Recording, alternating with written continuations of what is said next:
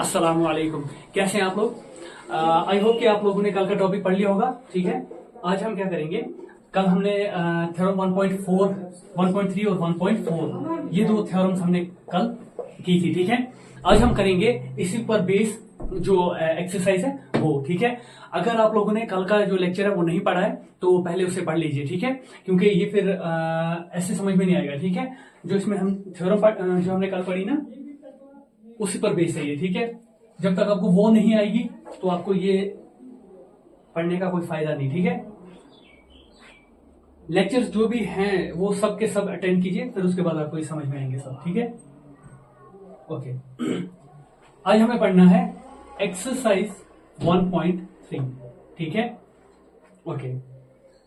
सबसे पहला क्वेश्चन इसमें क्या कह रहा है? Prove that √5 is irrational. ठीक है, ये प्रूव करके देना है कि √5 क्या है, एक इरेशनल नंबर है। ठीक है, मैंने आपसे कहा था सब वो वाले नंबर्स जो प्राइम नंबर्स हो और फिर उन पर क्या हो, रूट हो, तो वो क्या आते हैं, वो क्या कहलाते हैं, सब इरेशनल कहलाते हैं। ठीक है, और एक और चीज कि अगर कोई ऐसा नंबर हो, ठीक है, कोई ऐसा नंबर हो जो कि प्राइम ना हो लेकिन उसको हम प्राइम फैक्टराइजेशन कर सकते हैं उसकी, यानी कि उसको हम प्रोडक्ट ऑफ प्राइम्स में लिख सकते हैं, जैसे कि 2 × 3 × 5 ऐसे। 5 3 15, 15 2 30। देखो जैसे 30 है, 30 खुद तो प्राइम नहीं है ना, ठीक है, प्राइम नहीं है, लेकिन हम इसको प्राइम्स में लिख सकते हैं। ठीक है, तो अगर आप √30 को लिखोगे उसको आप ऐसे लिख सकते हो 2 × 3 × 5 का रूट, तो फिर इसमें अलग अलग रूट आ जाता है, 2 का अलग से, 3 का अलग से, 5 का अलग से, ऐसे आप कर सकते हो। ठीक है, ओके। अब हम इसमें क्वेश्चन करते हैं। ठीक है, बिल्कुल वैसा ही प्रोसीजर रहेगा इसका, इस क्वेश्चन का बिल्कुल वैसा ही मेथड रहेगा जो मेथड हमने कल √2 को इरेशनल प्रूव करने के लिए किया था। ठीक है, बिल्कुल वैसा ही मेथड रहेगा। ठीक, सोल्यूशन क्या है इसका? सबसे पहले क्या करोगे आप, वही सबसे पहले हम क्या करेंगे, अज्यूम करेंगे। ठीक है, हम मान लेंगे कि जो √5 है ये क्या है, एक रैशनल नंबर है। ठीक है, लेट अस अज्यूम, या फिर आप ऐसे लिख लो, let √5 be a rational number. ठीक है, let √5 be a rational number, ये एक रैशनल नंबर है। ठीक है, अब अगर अब ये रैशनल नंबर है तो हम इसको लिख सकते हैं किसमें, p/q फॉर्म में। ठीक है, रैशनल नंबर की डेफिनेशन क्या है कि जो भी रैशनल नंबर होता है वो उसको हम p/q फॉर्म में लिख सकते हैं, जहां पे q जो है वो = 0 नहीं होगा और p एंड q ये आपस में क्या होंगे, p and q are coprime होंगे। ठीक है, को-प्राइम्स किसे कहते हैं, जिसमें 1 के बगैर कोई भी फैक्टर कॉमन ना हो। ठीक है, p और q में सिर्फ 1 कॉमन फैक्टर होगा। ठीक है, ओके। अब हम लिखेंगे देयरफॉर वी कैन राइट, या ऐसे लिखो, therefore √5 can be written as √5 is equal to p/q। ठीक है, लिख सकते हैं ऐसे, क्योंकि हमने खुद मान लिया कि ये क्या है, एक रैशनल नंबर है, तो रैशनल नंबर को हम p/q फॉर्म में लिख सकते हैं। ठीक है, वेयर जहां पे q is not equal to 0, जहां पे q 0 नहीं है, and p and q are coprimes. क्या है ये, को-प्राइम्स है। ठीक है, को-प्राइम्स मतलब p और q में 1 के बगैर कोई भी कॉमन फैक्टर नहीं होगा। ठीक है, कोई भी कॉमन फैक्टर नहीं होगा। ओके, यहां तक याद रहा? ठीक है, अब क्या करोगे, इसका नाम इक्वेशन फर्स्ट रखो। ठीक है, नाउ अब आप करोगे स्क्वायरिंग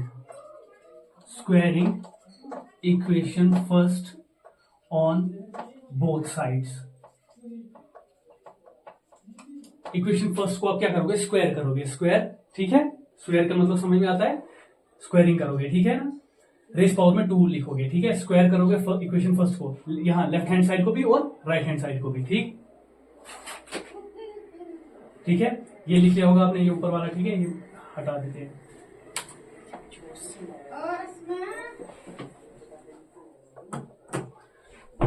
ओके, अब आप क्या करोगे, अंडर रूट ऑफ 5 ये लिखा ना, इसको स्क्वायर कर रहे हैं, ठीक है। हमने लिखा ना कि हम इक्वेशन फर्स्ट को स्क्वायर कर रहे हैं, तो लेफ्ट हैंड साइड को भी स्क्वायर किया जाएगा और राइट हैंड साइड को भी स्क्वायर किया जाएगा। यहाँ पे P square divided bye Q square, ठीक है। स्क्वायर का मतलब होता है दोनों साइड में स्क्वायर, ठीक है। इसको असल में ऐसे भी लिख सकते हो आप, पी डिवाइडेड बाय क्यू का स्क्वायर, ठीक है। ये अलग अलग स्क्वायर आप दे सकते हो, पी का स्क्वायर अलग दे सकते हो और क्यू का स्क्वायर अलग दे सकते हो, ऐसे डिवाइड में जब होता है, ठीक है। ये अगर कभी मल्टीप्लाई में ऐसे होगा ना, इसमें भी आप अलग स्क्वायर दे सकते हो, पी का स्क्वायर यहाँ पे अलग होगा, क्यू का स्क्वायर अलग होता है, ठीक है। ये चीजें याद रखनी है, लेकिन प्लस माइनस में नहीं होगा, ठीक है। यहाँ पे ये भी याद रखना, अगर ऐसे हो कभी पी प्लस क्यू का होल स्क्वायर, उसमें ऐसे आप नहीं लिखना p square plus q square, ठीक है, क्योंकि ये देखो ये ए प्लस बी का होल स्क्वायर वाली फॉर्मूला आ रही है, ठीक है। यहाँ पे यूज करना है a square plus b square plus 2ab। यहाँ पे a की जगह पे p है और b की जगह पे q, तो हमने 2pq लिखा, ठीक है। वैसे ही a माइनस ऐसे अगर होगा p माइनस क्यू का होल स्क्वायर, वहां पे क्या आएगा a square plus b square minus 2ab इनके लिए। लेकिन मल्टीप्लाई और डिवाइड में ऐसे डायरेक्ट आप स्क्वायर अलग अलग दे सकते हो, ठीक है, उसमें कोई रुकावट नहीं है, ठीक है। ऐसी कुछ चीजें हैं जो बेसिक्स है, जो आपने पहले पढ़ा होगा, लेकिन हो सकता है कि भूल गया हो, तो फिर यहाँ पे हम थोड़ा थोड़ा करके रिवाइज किया करेंगे, इन चीजों को देखा करेंगे, फिर उससे याद आ जाएगा आपको, ठीक है। अब देखो इसको क्या करोगे आप, विच इंप्लाइज, इसको यहाँ पे क्या करोगे, इसका स्क्वायर है और है रूट। मैंने आपसे कहा कि स्क्वायर रूट कैंसिल आउट हो जाता है, ठीक है। मैंने आपसे कहा था कि अगर टाइम मिले तो मैं बोलूंगा कि ये कैंसिल क्यों होता है, ठीक है। तो अभी बोल देते हैं, असल में रूट का मतलब होता है रेज्ड पावर, यहाँ पावर में 1/2 होना, ठीक है। और ऊपर आप क्या चढ़ा रहे हो, स्क्वायर, तो जैसे ही आप यहाँ पे स्क्वायर करते हो ना, तो बीच में मल्टीप्लाई है ना इसके, 2 1 2 2 1 2, ये कैंसिल आउट हो जाता है। तो फिर ये क्या रहेगा यहाँ पे 5, फिर पावर में क्या होगा 1 रेज पावर 1, ठीक, पावर में होगा 1 into 1, ठीक है। और डिवाइड में भी 1 डिवाइड बाई 1 के ही बराबर होता है, तो ये हो गया 5 रेज पावर 1।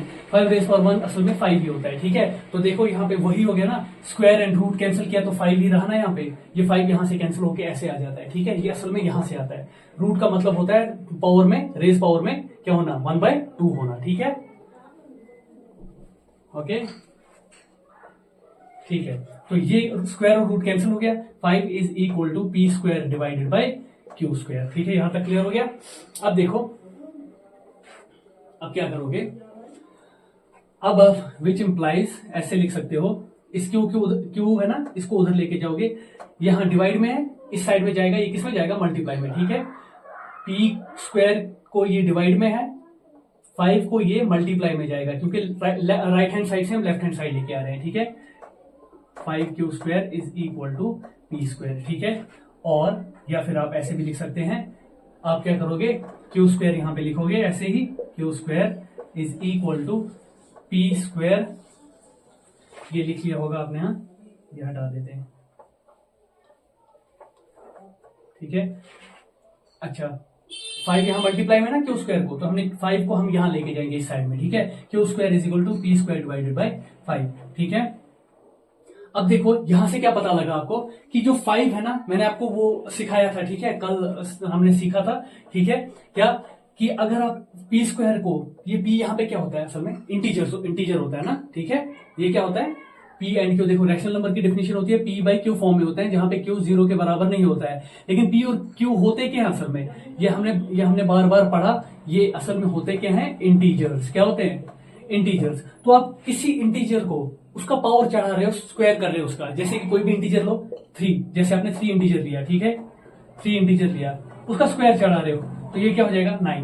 ये भी तो एक इंटीजर ही आ रहा है, 9 भी तो एक इंटीजर है, ठीक है। वैसे ही आपके पास है 5, उसका स्क्वायर चढ़ा रहे हो 25, तो ये भी तो एक इंटीजर है, ठीक है। अब ये क्या कह रहा है कि अगर जब आप जो भी इसका वैल्यू आएगा, हमें नहीं पता इसका वैल्यू क्या है, जब उसको आप किससे डिवाइड करोगे, 5 से, नंबर 5 से डिवाइड करोगे, तो आपके पास एक वैल्यू आएगी, क्यू स्क्वायर आ रहा है। अब क्यू खुद क्या है, मैंने कहा ये इंटीजर्स हैं, लेकिन क्यू 0 के बराबर नहीं होना चाहिए, उसके बगैर इंटीजर के सारे वैल्यूज में आ सकते हैं, तमाम वैल्यूज में आ सकते हैं, ठीक है, सारे वैल्यूज आ सकते हैं। तो फिर कुछ भी वैल्यू ले लो आप, कुछ भी ले लो, ठीक है, -3 माइनस में भी ले लो, ठीक है। और उसका स्क्वायर जब चढ़ेगा, माइनस का स्क्वायर प्लस ही होता है, ठीक है, माइनस का स्क्वायर, ठीक है ना, माइनस माइनस क्या होता है, ठीक है। इसका मतलब क्या होता है असल में, -3 मल्टीप्लाई में -3, ठीक है, 3 3 9 होता है, माइनस माइनस प्लस हो जाता है, ठीक है, ये माइनस और माइनस मल्टीप्लाई हो जाता है, ठीक है। ओके, तो यहाँ पे 9 एक नंबर आ रहा है, ठीक है, ये फ्रैक्शन में नहीं आ रहा है। फ्रैक्शन का मतलब है कि 1/9 नहीं आ रहा है, या जिसको हम कहेंगे कि पॉइंट्स में नहीं आ रहा है, ठीक है। 1/9 जो है ना वो पॉइंट्स में निकलेगा कैलकुलेटर पे। यहाँ पे डायरेक्ट एक नंबर आ रहा है, डायरेक्ट नंबर आ रहा है, इसका मतलब 5p² को कंप्लीटली डिवाइड कर रहा है। क्या कर रहा है, एक नंबर आ रहा है ना ये, तो इसका मतलब 5 क्या कर रहा है, p² को कंप्लीटली डिवाइड कर रहा है, यानी कि 5 के टेबल में p² कहीं ना कहीं आता होगा, ठीक है, आता होगा, ठीक। अगर 5 के टेबल में p² आता है, फिर इसका मतलब हम कह सकते हैं therefore 5 डिवाइड्स p² कंप्लीटली, ठीक है, कंप्लीटली डिवाइड हो गया। आप लिख लो 5 डिवाइड्स p², बस, ठीक है। 5 क्या करता है, p² को डिवाइड कर रहा है, ठीक है, कर रहा है ना, हो गया ना प्रूव ये, ठीक है। इसको हटा देते हैं। अब देखो, फ्रॉम थ्योरम पढ़ा है ना हमने, फ्रॉम थ्योरम। अगर किसी को ये समझ में ना आए थ्योरम का, ये जो इससे पिछले वाले लेक्चर है ना, लेक्चर 5, ठीक है, उसमें आप देख लो, उसमें हमने सिर्फ थ्योरम से 2 ये किए हैं, डिस्कस किए हैं, ठीक है। 1.3 और 1.4। 1.4 में हमने √2 को प्रूव किया था, वो इरेशनल है, ठीक है, बुक में उसको लिखा हुआ है थ्योरम, ठीक है, इसीलिए उसको थ्योरम मान के चल रहे हैं हम। अच्छा, from theorem 1.3 5 will divide p also. अब बार बार हम नहीं लिखेंगे थ्योरम 1.3 क्या कह रही है, ठीक है, हालांकि मैं बोल रहा हूं कि वो क्या कह रही है वो कि अगर कोई प्राइम नंबर है आपके पास, 5 यहाँ पे प्राइम नंबर है, बिल्कुल है। अगर प्राइम नंबर क्या कर रहा है, किसी अगर कोई ऐसा आपके पास कोई इंटीजर है, ठीक है, कोई भी आपके पास नंबर है, जो नंबर क्या है, ग्रेटर देन 0 होगा, ठीक है, क्या होगा, ग्रेटर देन 0 होगा, ठीक है, उसको अगर वो p² को क्या कर रही है, डिवाइड कर रही है, ठीक है। अगर कोई भी प्राइम नंबर क्या कर रहा है, किसी नंबर के स्क्वायर को डिवाइड कर रहा है, तो फिर क्या होगा कि वही नंबर उस नंबर को, जब हम उसका स्क्वायर नहीं लेंगे, उसको भी डिवाइड करेगा। जब 5p² को डिवाइड कर रहा है, तब 5p को भी डिवाइड करेगा। वहां पे आपने देखा होगा, वहां पे क्या लिखा था, वहां पे लिखा था अगर प्राइम नंबर a² को डिवाइड कर रहा है, तो यही प्राइम नंबर a को भी डिवाइड करेगा। यही बस कहने का यही मतलब है। तो 5 यहाँ पे प्राइम नंबर है, अगर ये 5 जो है वो p² को डिवाइड कर रहा है, यही 5p को भी डिवाइड करेगा, ठीक है, ओके। तो यहां पे हो गया ये, ठीक है। अब ये इसको डिवाइड करेगा, तो फिर हम लिख सकते हैं, इसे हटा देते हैं, तो हम क्या लिख सकते हैं, हम लिख सकते हैं therefore 5 is a factor of 5 is a factor of p। 5p का फैक्टर है, 5p का फैक्टर है का मतलब 5p के टेबल में आता है, ओके। ये चीज हमें इंपॉर्टेंट, ये हमारे पास एक इंपॉर्टेंट पॉइंट है जो कि हमें मिला अभी तक, ठीक है। अच्छा, ये भी हटा देते हैं, अब आगे वाला जो वो है वो स्टार्ट करते हैं, ठीक है। अब देखो यहाँ पे ठीक है,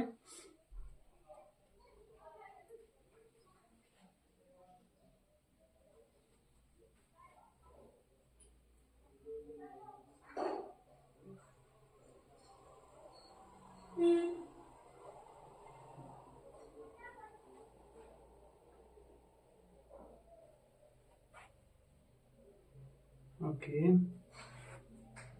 इससे पहले कुछ लिखा था हमने, जो यहाँ पे हमने मिटा दिया, ठीक है, वो रिजल्ट चाहिए था हमें, अब वो कैसे देखें, उसे यहाँ पे लिख लेना चाहिए था, यहाँ पे लिख लेना चाहिए था वो,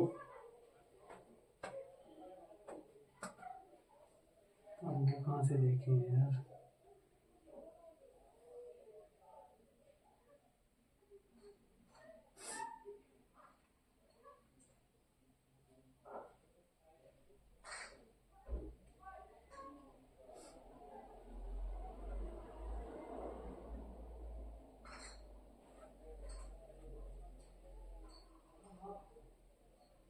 क्या लिखा था यहाँ पे, एक तो ये प्रूव किया था t² बाई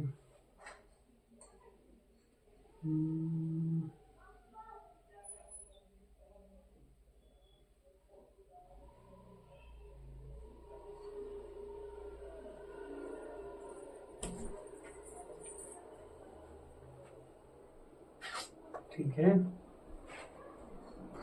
यहाँ पे कुछ लिखा था हमने, P is a factor Q square P square plus 5, ठीक है, Q square is equal to P square by 5, शायद यही था, ठीक है, जो हमने यहाँ पे लिखा था, ठीक, वो हमने मिटा दिया, लेकिन आप लोग देख लेना वो क्या था, ठीक है, फिर हम देख लेना अगर यही हमें चाहिए तो फिर हम ये यहाँ से देख लेंगे, ठीक है। ओके, तो अब हमारे पास क्या आ गया, हमारे पास है यहाँ पे 5 डिवाइड कर रहा है P को कंप्लीटली, ठीक है, ठीक है, यहाँ इसी को देख लो, इसी को देख लो, ठीक है, यहां से हमें पता लगा था 5 P स्क्वायर को डिवाइड कर रहा है, ठीक है, तो यहां से हमें यहां से ही पता लगा था कि 5 जो है वो P को भी डिवाइड कर रहा है, ठीक है ना, P को भी डिवाइड कर रहा है। अगर 5 P को डिवाइड कर रहा है, ठीक है, 5 जो है 5 is a factor of P, 5 P को क्या कर रहा है, डिवाइड कर रहा है, हाँ यही था, ठीक है, यही होगा, यहाँ पे लिखा था शायद, यहाँ पे था लेकिन कहीं पे था, ठीक है, वो हमने मिटा दिया। तो क्या है, यहाँ पे 5 कंप्लीटली डिवाइड कर रहा है P को। अगर P को यहाँ पे जब P स्क्वायर को डिवाइड कर रहा था तब हम इसको इस फॉर्म में लिख सकते थे, ठीक है, अगर ये P को डिवाइड करेगा हम इसको लिख सकते हैं ऐसे, देखो Q स्क्वायर की जगह पे हम कुछ और लिखेंगे, ठीक है, कुछ कोई भी वेरिएबल आप यूज कर लो, जैसे हमने कल √2 को फाइंड करने में किया था, ठीक है, यहाँ पे कोई भी वेरिएबल लिखो, Q स्क्वायर की जगह पे हम कुछ भी S लिख देते हैं, ठीक है, is equal to P square की जगह पे P लिखेंगे, क्यों, क्योंकि हमें पता है, हमने प्रूव किया, यहां से हमने प्रूव किया था, क्या प्रूव किया था कि अगर P स्क्वायर 5 जो है वो P स्क्वायर को कंप्लीटली डिवाइड कर रहा है तो 5 डिवाइड करेगा P को भी, ये थ्योरम कहती है। तो इसका मतलब P हमें पहले लिखना है और डिवाइड में क्या लिखना है, 5, ठीक है, S नहीं लिखेंगे, ये कंफ्यूज हो जाओगे इसमें 5 और S में, ठीक है, K लिखते हैं, ठीक है, कल K लिखा था शायद हमने, वही लिखते हैं, ठीक है। तो यहाँ पे क्या होगा कि P जो है 5 जो है वो P को भी डिवाइड कर रहा है, 5 P को डिवाइड करने का क्या मतलब है, therefore 5 is a factor of P, 5 P को डिवाइड कर रहा है, इसका मतलब यही होगा ना कि अगर हम P कोई नंबर होगा इसको हम 5 से क्या करेंगे, डिवाइड करेंगे, हमारे पास एक और नंबर आएगा, यहाँ पे क्या है K, इसको लिख के रखो, फिर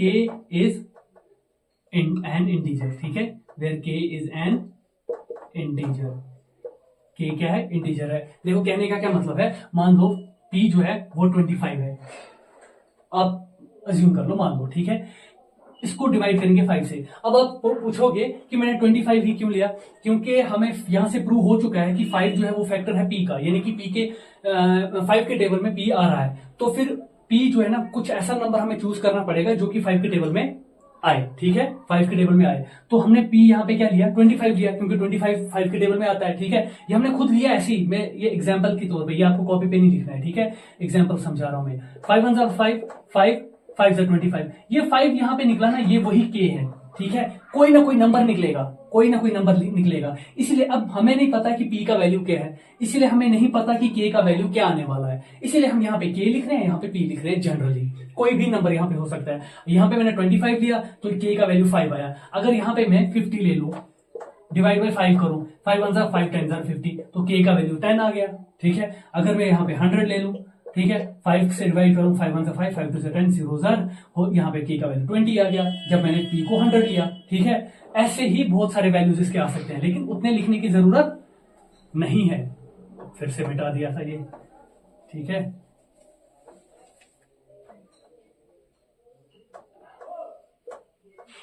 ओके, ठीक है, अब आपके पास ये आ गया, ठीक, ओके, अब इसको हम कैसे लिखेंगे,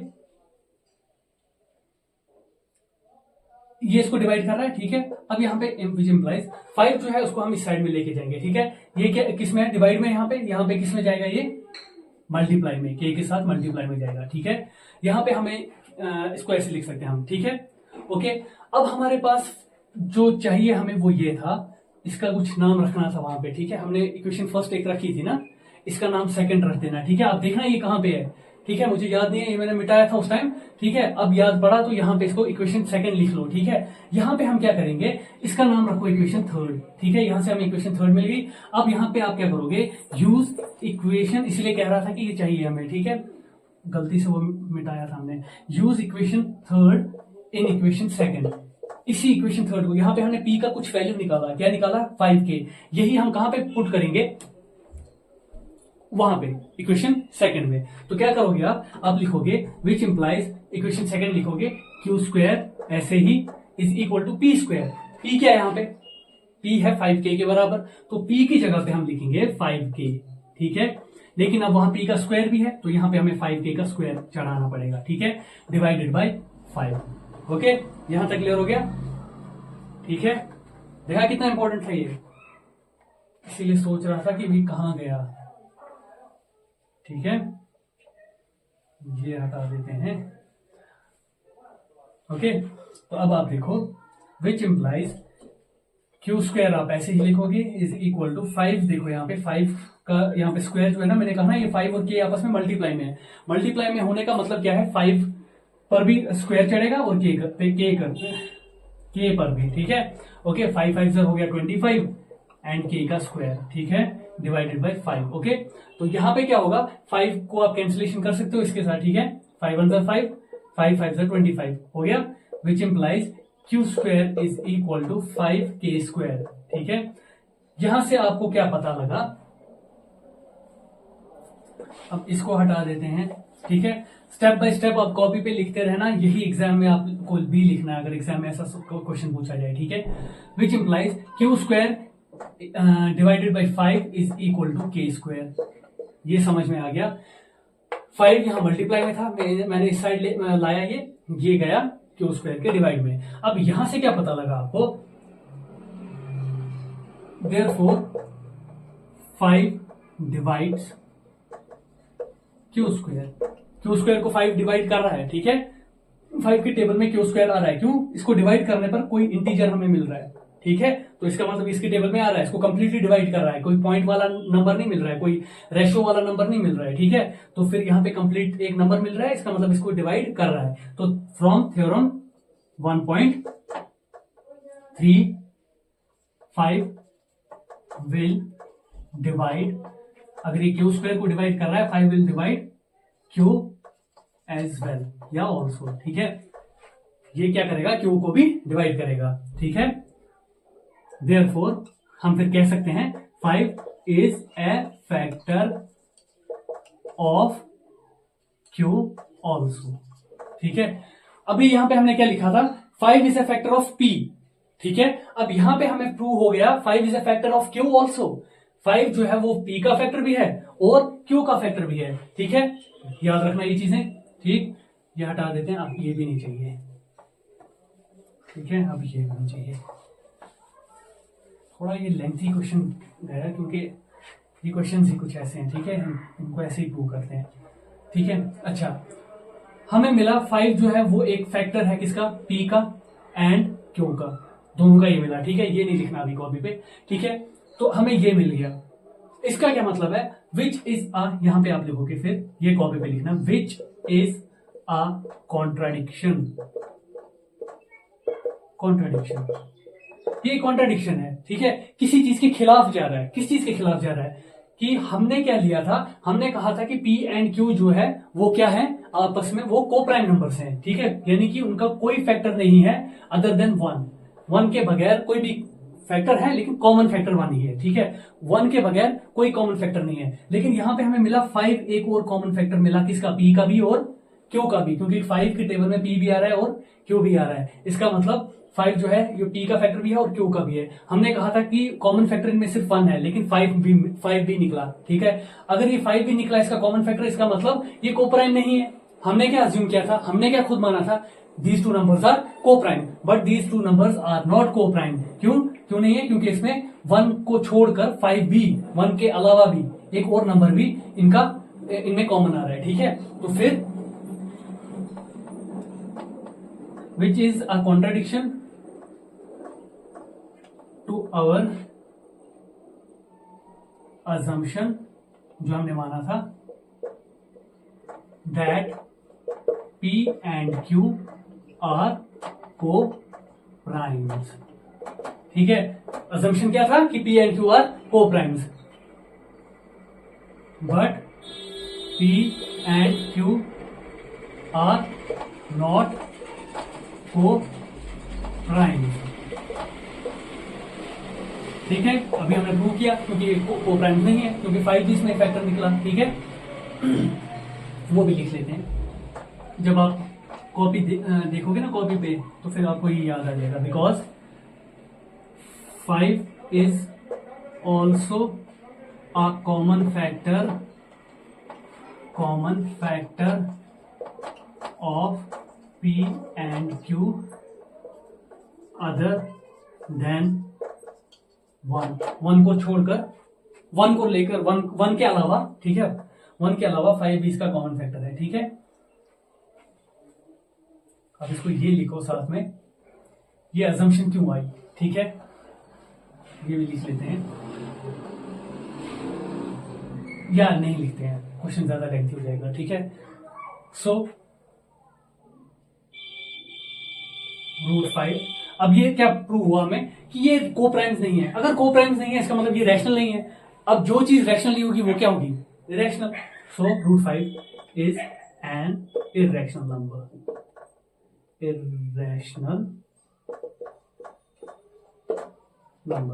ठीक है, क्लियर हो गया बस यहां तक।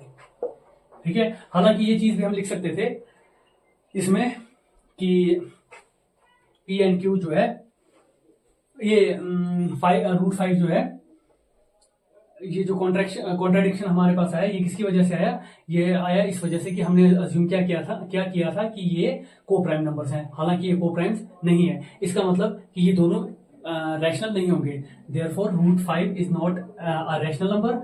फिर एक ही चीज बचती है, that it is an irrational number. Okay, ठीक है, ओके। अब नेक्स्ट क्वेश्चन करते हैं। ये वाले क्वेश्चन कुछ ज्यादा लेंथी जा रहे हैं क्योंकि इसमें वैसे प्रूव करना है ना, ऐसे लंबा जाता है वो।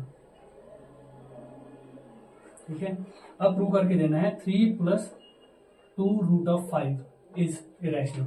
ठीक है, ये प्रूव करके देना है। √5 आपने प्रूव कर लिया कि ये इरेशनल है। ठीक है, ये याद रखना, हम इसको यहां से स्टार्ट करेंगे। ठीक, वही करोगे आप। Let 3 + 2√5 is a rational number. ठीक है, इज अ रैशनल नंबर। अब ज्यादा टाइम नहीं लगेगा क्योंकि अब हम डायरेक्ट लिखेंगे, समझाने की ज्यादा जरूरत नहीं है। जहां पे जरूरत लगेगी वहां पे समझेंगे, जहां पे नहीं तो वो वैसा ही है जैसा हमने अभी किया। ठीक है, सेम वैसे ही है। अब ये रैशनल नंबर है, therefore it can be written as, कैसे इसको लिख सकते हैं हम, 3 + 2√5 इज इक्वल टू P/Q। ठीक है, P/Q फॉर्म में लिख सकते हैं क्योंकि हमने अज्यूम किया, हमने खुद मान लिया कि ये एक रैशनल नंबर है। ठीक है, where Q is not equal to 0 and P and Q are coprimes. ये क्या है, को प्राइम्स है। ठीक है, अब देखो विच इंप्लाइज, देखो यहाँ पे 3 जो है ना, ये किसमें है, प्लस में है ना इसके साथ। ठीक है, इसके आगे यहाँ पे कुछ जहां पे कुछ साइन नहीं दी होती है ना, यहाँ पे हमेशा प्लस साइन होती है। अगर दी होगी तो माइनस होगी, तो फिर अगर माइनस होगी तो माइनस लिखा जाएगा। ठीक है, तो यहाँ पे क्या होगा कि आप लिखोगे 2√5 ऐसे ही इस 3 को उस साइड लेके जाएंगे। ठीक है, किस साइड, राइट साइड में। ठीक है, इक्वल टू के राइट साइड में, तो क्या होगा, इज इक्वल टू P/Q ऐसे ही लिखोगे, और फिर ये 3 यहाँ पे प्लस में था, राइट साइड में जाएगा, माइनस में हो जाएगा ये। ठीक है, माइनस में आ जाएगा। अच्छा, तो इसी चीज को आप कैसे लिख सकते हो, P यहाँ पे है ना, इसको अगर यहाँ पे 1 लगाएंगे, कोई इससे इस पे कोई असर पड़ेगा, नहीं पड़ेगा ना।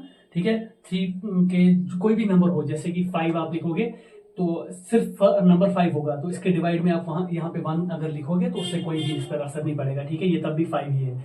कोई भी नंबर हो उसको डिवाइड में आप 1 लिख सकते हो। ठीक है, तो यहाँ पे क्या होगा, फिर यहाँ पे आपने पढ़ा होगा कि जब भी बीच में ऐसे फ्रैक्शन, एक तो फ्रैक्शन दिया होगा और बीच में प्लस या माइनस साइन हो, तो यहाँ पे ऐसे क्रॉस मल्टीप्लीकेशन की जाती है। ठीक है, इसको इसके साथ मल्टीप्लाई किया जाता है, इसको इसके साथ मल्टीप्लाई किया जाता है, और फिर इन दोनों को आपस में मल्टीप्लाई किया जाता है। ठीक है, ये चीज पता होगी ना आपको। ठीक है, ये एक तरीका है प्लस और माइनस के दौरान। ठीक है, लेकिन अगर यहाँ मल्टीप्लाई होता है, जैसे कि ये P/Q है, ठीक है, इसको मल्टीप्लाई होता है 3/1, तो डायरेक्ट मल्टीप्लीकेशन होती है। ठीक है, इसको इसके साथ और इसको इसके साथ। ठीक है, ये चीजें याद रखनी है आपको। तो करो इसको, पी वन जार पी होगा ना, ठीक है, माइनस 3 इंटू क्यू, 3 क्यू, ठीक है, divided by Q into 1 Q, ठीक है, विच इंप्लाइज, अब आए कहां से थे, यहां से, ठीक है, ये मैंने इसको यहां पे सॉल्व किया, 2√5 इज इक्वल टू असल में P minus 3 Q divided by Q, ठीक है। अच्छा ठीक है, ये हटा देते हैं।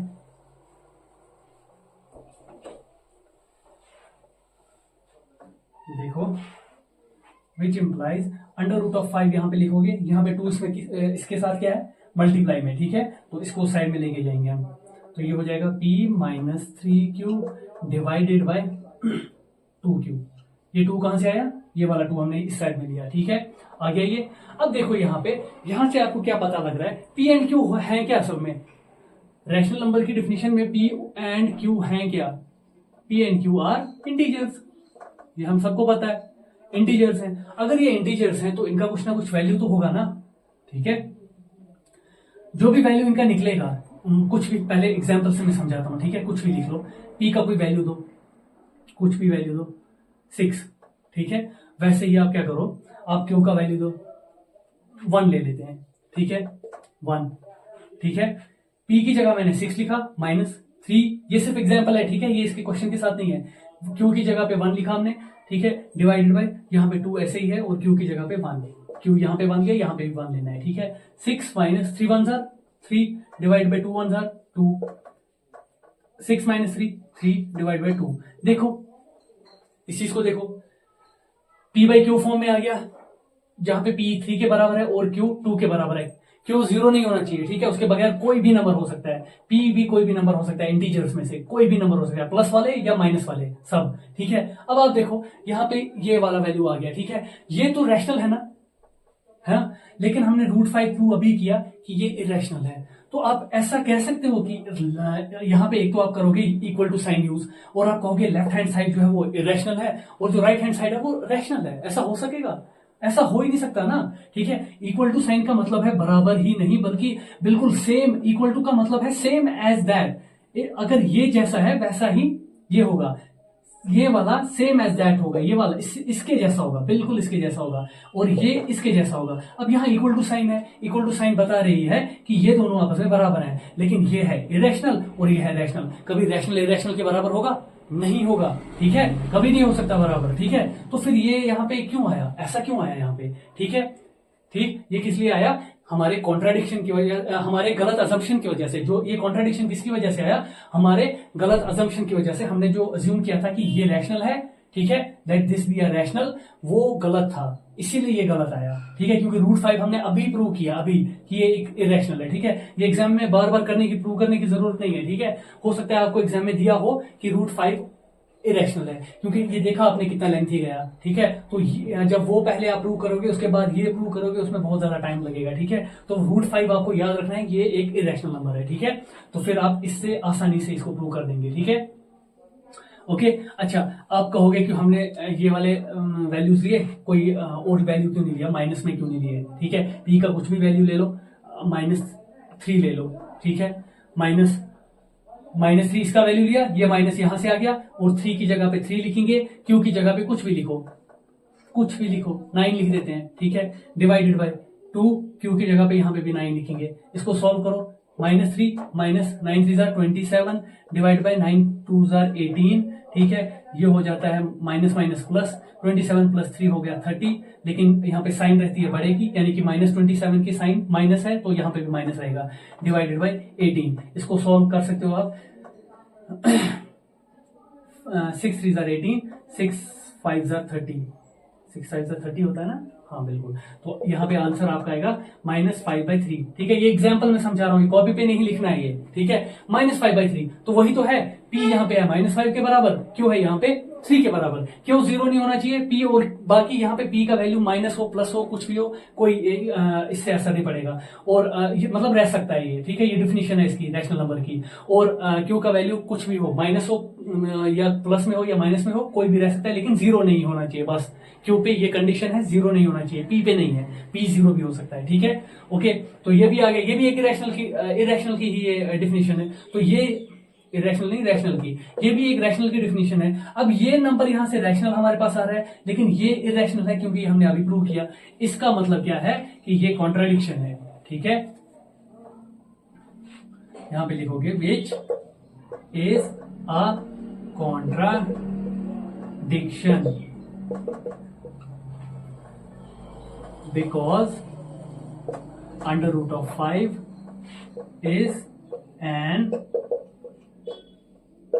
irrational number whereas p minus 3q divided by 2q is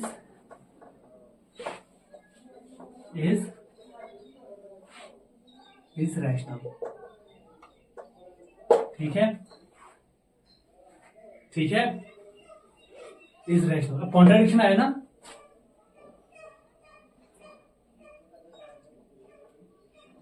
therefore our assumption, इसका मतलब हमारा assumption क्या था, जो ये था 3 + 2 √ 5 is, therefore our assumption that, यहां पे that 3 + 2 √ 5 is a rational number is wrong।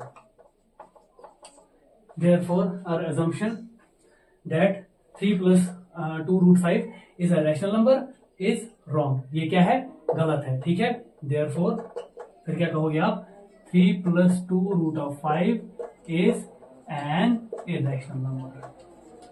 ठीक है, ये आ गया irrational number। ओके, ऐसे ही सब आपको प्रूव करने हैं, ठीक है। ये क्वेश्चन नंबर 2 था, ठीक है ना। ओके, अब है next question, question number 3।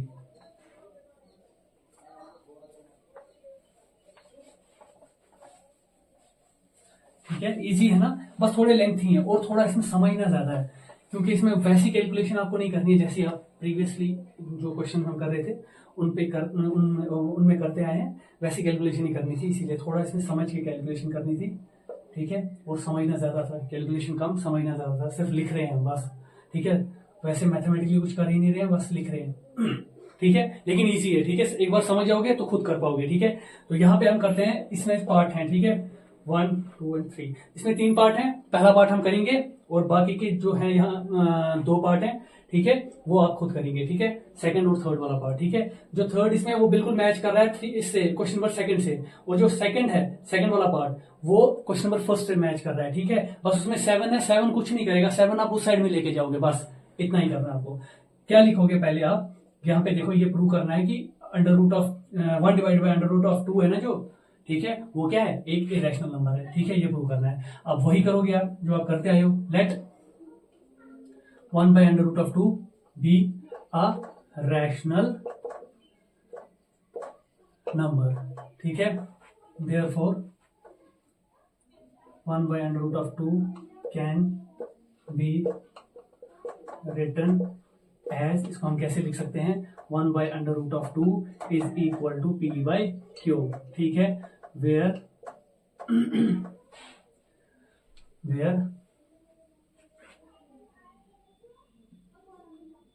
P and Q are integers and Q is not equal to 0, ठीक है। also P and Q are co-primes, ठीक है। हो सकता है लैंग्वेज में कभी आगे पीछे हो जाता है, यानी कि देखो वहां पे हमने ये लिखा ही नहीं था कि ये इंटीजर्स हैं, लेकिन ये इंटीजर्स हैं, ठीक है। यहाँ पे याद आ गया तो लिख लिया, ठीक है। आप लोग ये चीज याद रखना और एग्जाम में जितना हो सके ये चीज मेंशन किया करो, जैसे कि यहाँ पे ये इंटीजर्स हैं, हाँ ये लिखना है, ठीक है। वैसे ये इसके इक्वल टू नहीं है, ठीक है, 0 के, और यहाँ पे ये को-प्राइम्स हैं, ठीक है। ये चीजें आपको लिखनी है, ठीक, ओके। हाँ, यहाँ पे एक और चीज लिख लेना, ठीक है, वो मैं आपको अभी समझाऊंगा, ठीक है। अच्छा, यहाँ पे क्यों 0 क्यों नहीं होना चाहिए, ये मैंने रैशनल नंबर के दौरान में समझाया था, ठीक है। क्यों नहीं होना चाहिए 0, क्योंकि अगर हम यहाँ पे डिवाइड 0 करते हैं ना तो वो नॉट डिफाइन हो जाता है, ये डिफाइन ही नहीं है, जीरो के टेबल में पी कहाँ आता है, ये डिफाइन नहीं है, ठीक है। जब भी डिनोमिनेटर में जीरो आए, ठीक है, कभी भी कहीं पे भी आपके इस पूरी बुक में, ठीक है, कहीं पे भी, बल्कि ये आगे भी ये जो है ना ये एप्लीकेबल है, ठीक है, कि डिनोमिनेटर में कभी भी जीरो आता है ना, वो डिफाइन ही नहीं होती वो चीज, ठीक है। इसीलिए यहाँ पे हम क्यू को जीरो के बराबर नहीं रखते हैं, ठीक है, रैशनल नंबर में। अब यहाँ पे क्या करोगे आप, देखते जाओ इसको क्या करोगे, इसका नाम रखो equation first. Now taking the reciprocal पता है ना, ऑफ इक्वेशन फर्स्ट का रेसिप्रोकल लेंगे, ठीक है। रेसिप्रोकल किसे कहते हैं, जो यहाँ पे डिवाइड के ऊपर है वो डिवाइड के नीचे आ जाएगा, और जो नीचे था वो ऊपर चला जाएगा। जो न्यूमरेटर वाला था वो डिनोमिनेटर में आ जाएगा, जो डिनोमिनेटर वाला था वो न्यूमरेटर में चला जाएगा, ठीक है, लेकिन इधर भी और उस साइड में भी। तो इसको हम लिखेंगे विच इंप्लाइज, ये बनेगा under root of 2 divided by 1 is equal to q divided by p, ठीक है। यहां पे अब लिख के रखना where p is not equal to 0। देखो क्यों, यहां पे ये p अब डिनोमिनेटर में आ गया ना, ठीक है। अब यहाँ पे p जो है ना, इसका मतलब ना q 0 होना चाहिए, क्योंकि यहाँ पे ये इसको वरना क्या करेगा, वायलेट करेगा। यहाँ पे ये डिफाइन ही नहीं होगा। अगर यहाँ पे q नॉट इक्वल अगर 0 के बराबर हुआ तो यहाँ पे ये डिफाइन नहीं होगी, इक्वेशन फर्स्ट डिफाइन नहीं होगी, 0 लगाते ही ये नॉट डिफाइन हो जाएगी, ठीक है। अब यहाँ पे अगर p 0 हुआ, ठीक है, हालांकि p हम इंटीजर लेते थे ना, ठीक है, रैशनल नंबर में p जो है ना, p भी और q भी इंटीजर आता है, जहां पे p जो है ना वो 0 भी हो सकता है, क्यों, लेकिन 0 नहीं होना चाहिए। लेकिन यहाँ पे हमने किया ना रेसिप्रोकल, अब उस वजह से यहाँ पे q 0 नहीं होना चाहिए और यहाँ पे p 0 नहीं होना चाहिए, क्योंकि आप लोग समझ रहे हैं ना क्यों, ठीक है। आप कहोगे ऐसा नहीं कि हमने कुछ गलत पढ़ा, ठीक है, ऐसा नहीं है, लेकिन वहां पे क्या होता था, वहां पे रेसिप्रोकल तो नहीं लेते थे ना, यहाँ पे रेसिप्रोकल ले रहे हैं, ठीक है। उसकी वजह से हम q को यहाँ पे 0 नहीं लेंगे, क्योंकि ये इक्वेशन वरना डिफाइन नहीं होगी, ठीक है। और यहाँ पे हम p को 0 नहीं लेंगे, क्योंकि अगर हम p को यहाँ 0 लेते हैं तो ये इक्वेशन डिफाइन नहीं होगी। हालांकि दोनों इक्वेशन वैलिड हैं, ठीक है, वैलिड हैं, इसीलिए इनका वैलिड होना इस बात का सबूत है कि ना ये जरूरी ना ये 0 होना चाहिए, ना ये 0 होना चाहिए, ठीक है। आप समझ रहे हैं, ठीक है, वरना रैशनल के डिफिनेशन में ये 0 हो सकता है p यहाँ पे, लेकिन ये एक डिफरेंट केस है, उससे अलग है, ठीक है, क्योंकि यहाँ पे आपने देखा रेसिप्रोकल लिया, वहां पे हम रेसिप्रोकल नहीं लेते थे, ठीक है, समझ में आ गया। ओके, p यहां 0 नहीं होना चाहिए, ठीक है। अब देखो, अब आप क्या करोगे, यहां तक ही हटाते हैं, ठीक है, ये चाहिए मत होगा, ये हटा देते हैं और ये रख लेते हैं, ठीक है, अंडर रूट ऑफ 2।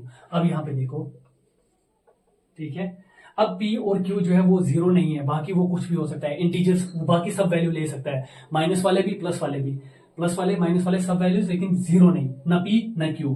अब देखो यहाँ पे क्या है, विच इंप्लाइज, अब यहाँ पे under root of 2 divided by 1, ठीक है, लिखो या ना लिखो, 1 डिवाइड में लिखो ना लिखो एक ही बात होती है, ठीक है, क्योंकि ये 1 का, इसका क्या मतलब होता है, डिवाइड में जब भी 1 होगा उसको आप वापस से 1 नंबर लिख सकते हो, 1 लिखने की जरूरत नहीं होती है, ठीक है, is equal to q divided by p, मिल गया ना ये। अब देखो q और p 0 नहीं है, दोनों का 0 वैल्यू नहीं हो सकता है, उसके अलावा कोई भी वैल्यू हो सकता है, इसको कुछ भी रख लो, कुछ भी 10, कोई भी बड़ा नंबर रख लो, 370, ठीक है, या 9, कुछ भी नंबर रख लो। अब ये p बाई क्यू फॉर्म में आ जाता है ना, q जहां पे 0 के इक्वल नहीं है, ये वाला यहाँ पे p भी 0 के इक्वल नहीं है, लेकिन वो कुछ नहीं करेगा, लेकिन है तो रैशनल ना, रैशनल को सेटिस्फाई तो कर रहा है ना। नीचे रैशनल नंबर की डेफिनेशन कहती है नीचे वाला नंबर 0 नहीं होना चाहिए, हाँ कहाँ है 0, ठीक है।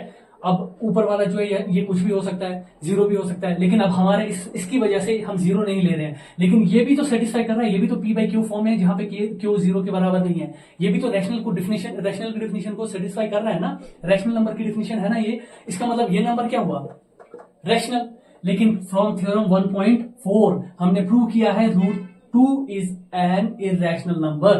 तो आप कैसे कह सकते हो कि एक साइड इक्वल टू का एक राइट हैंड साइड जो है वो रैशनल होगा और लेफ्ट हैंड साइड इरेशनल होगा, फिर इक्वल टू कहां से आया, फिर वो कैसे इक्वल हुए, सोचने वाली बात है ना, फिर वो इक्वल कैसे हुए, ठीक है। फिर आप यहां से कह सकते हो